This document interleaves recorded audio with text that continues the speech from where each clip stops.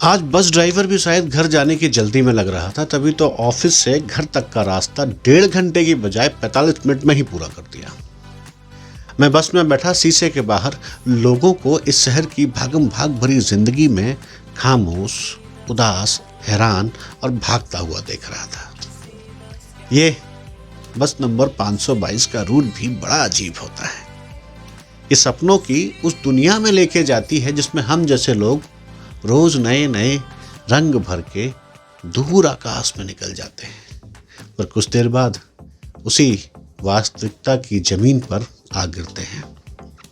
मैं केजी मार्ग से बैठता हूँ, रोज सीपी के नए नए रंग देखता हुआ इंडिया गेट पहुंच गया, जहां एक पिता अपने बच्चे को कंधे पे बिठाए मौसम के मिजाज बता रहा था, पर उसका नन्हा सा शैतान तो अपनी कुल्फी के मजे में मस्त था। जैसे कभी मैं पापा के साथ उनके ऑफिस चला जाया करता था। पापा पोस्ट ऑफिस में पोस्ट मास्टर हुआ करते थे। वो अपने ऑफिस में काम में मस्त रहते और मैं उनके ऑफिस को अपना प्लेग्राउंड बना लेता। जब भी जाता था टॉफियों से जेब भर कर लाता था और अगले 1 हफ्ते तक उन टॉफियों से अपना काम चलाता था। और जब टॉफियां खत्म तो पापा से ऑफिस चलने की जिद शुरू।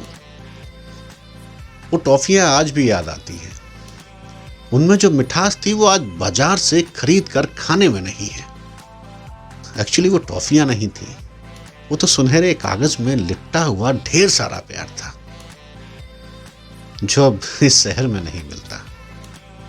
बस इंडिया गेट से होते हुए खान मार्केट की रेड लाइट पर रुक गई और एक प्यारा सा प्रेमी जोड़ा बस के सामने से गुजरता हुआ मार्केट में कहीं जाके खो गया।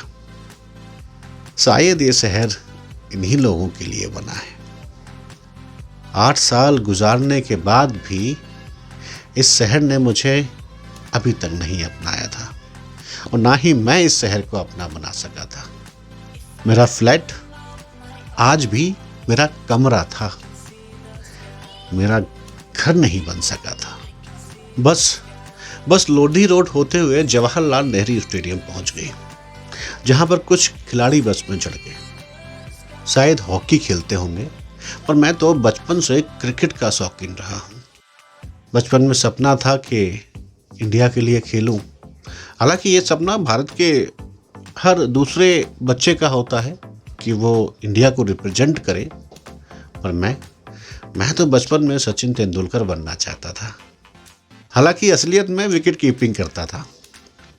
उन्हें देखा तो बस क्या था, सपनों के समुंदर में गोता लगाने में देर ना लगी।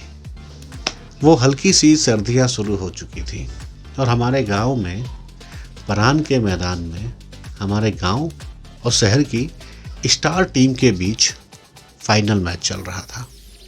3 मैचों की सीरीज में 1 मैच हम जीत चुके थे, 1 मैच स्टार क्लब। कांटे का मैच था, दिल की धड़कन रोक देने वाला मैच था। हम बैटिंग कर चुके थे और हालांकि मैंने कुछ अच्छा स्कोर नहीं किया था, पर हाँ, सबने मिलकर एक ठीक ठाक स्कोर कर ही लिया था। स्टार टीम खेल रही थी और जीतने के लिए 16 रन चाहिए थे और हमारे स्टार बॉलर गिन्नी राजा और दीपक गुप्ता मोर्चा संभाले थे। पर शायद मेरे लिए वो अच्छा दिन नहीं था। आखिरी ओवर चल रहा था, गिन्नी अटैक पे था और जीतने के लिए कुल 9 रन। गिन्नी के ओवर में कोई 6 बॉल पे अगर 6 रन बना ले तो हम उसको 30 मार का समझते थे। इतनी धार थी उसकी बॉलिंग में। आखिरी गेंद और जीतने के लिए सिर्फ 4 रन। हम मैच जीतकर सीरीज जीतने की कगार पे थे।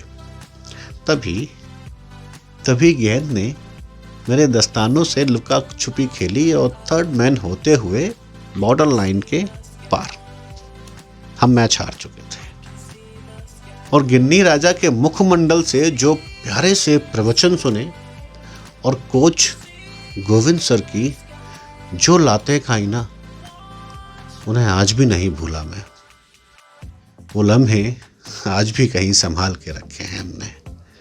अब मेरा सपनों का बगुला उतरने की फिराक में था। या कहूँ कि बस नंबर 522 वापस मुझे मेरी असल ज़िंदगी में ले जाने वाली थी, खानपुर, जहाँ मेरा कमरा है।